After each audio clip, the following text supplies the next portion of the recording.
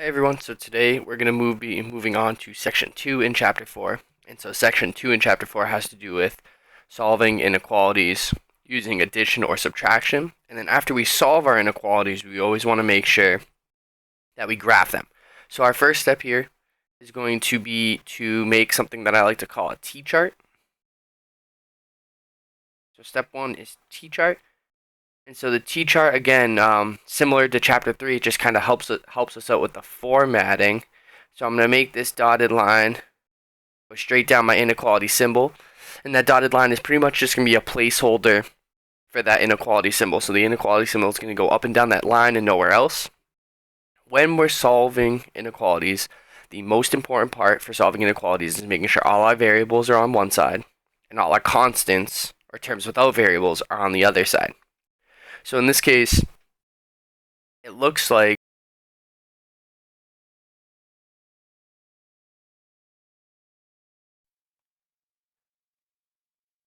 I want to keep my variable x on the left side. I'm going to try to move all my constants to the right side.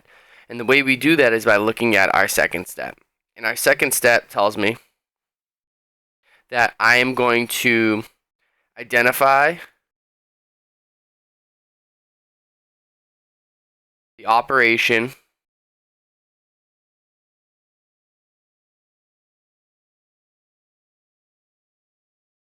being done to the variable.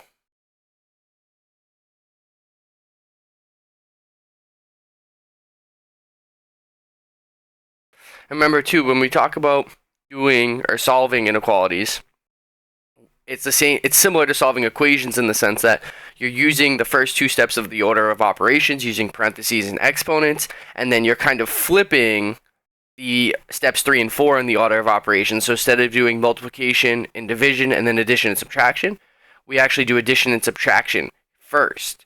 So for that reason, under my step 2, I'm going to make myself a little note. This is add or subtract.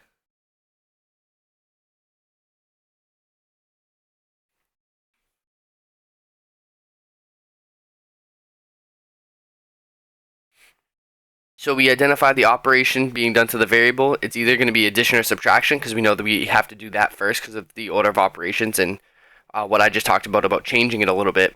So we identify this operation up here as subtraction. The opposite of subtraction is addition. So we're going to add, and then we got to think of this line as kind of two things. I said first off that this is a placeholder for our inequality symbol, and that's true, but it's also going to be kind of a line of symmetry in the sense that symmetry means that whatever you do on one side, you're going to have to do on the other. So it kind of serves as two purposes. The first one is to make sure our inequality symbol stays along that line, and then our second purpose is whatever we do on one side, we're going to have to do on the other. So since we try to change subtraction to addition, we have to do that on the left and on the right. And the number we want to add to both sides is pretty much, we want to be able to cancel this minus 5 or this subtracting 5 on my left side.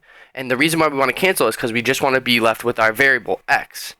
So we're going to add, instead of subtracting 5, we're going to add 5 to both sides. And the way we know we do step 2 right is when we start adding minus 5 and plus 5, if that comes out to be 0, then we know that we did the right step, that was what we needed to get rid of that constant. So negative 5 plus 5 is going to be 0. And then we bring down our x. Ooh, bad arrow. No good. Try this one more time. And we're going to bring down. Nope. I'm going to try it one more time. Whew. There it is. All right, here we go. X plus 0. This line's a placeholder for our inequality symbol. And then negative 3 plus 5 is 2. Notice how I called my first step a t-chart because we dropped this dotted line down here. And then we have this blue line that comes across our evaluation line, and it makes a t, which is the reason why I like to call this method the t-chart method. Then x plus 0, well, anything plus 0 is itself. Our less than symbol follows on through, and our 2 stays there. So x is less than 2 is the solution to our inequality. But we're not necessarily done yet. Yes, we've solved the inequality, But another thing that we like to do with inequalities after we solve them is we love to graph them.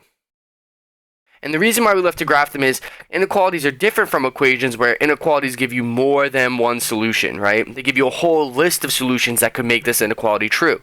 So the reason why we graph solutions is so that you can see all the different types of solutions that'll work here.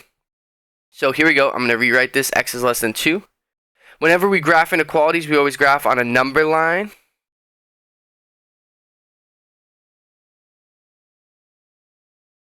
I feel like I'm going to erase this left side.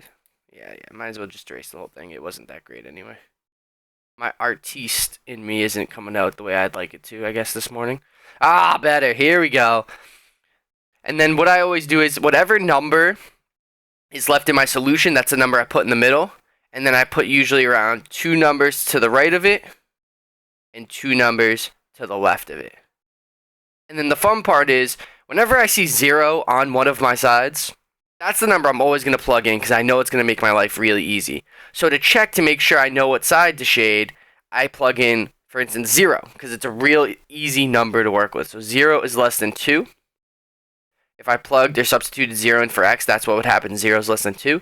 And I say to myself, oh, that makes sense. So that is a solution. So that means I got to shade this left side. So let me pull out my marker tool, different color. So I know I got to shade this left side. And we always put arrows at the end of our shading because it's going to go on and on forever, just like we were talking about earlier with more than one solution. And same with our number line. These numbers are going to go on in both directions forever. Then we got to say to ourselves, okay, open or close circle, that's determined by the inequality symbol.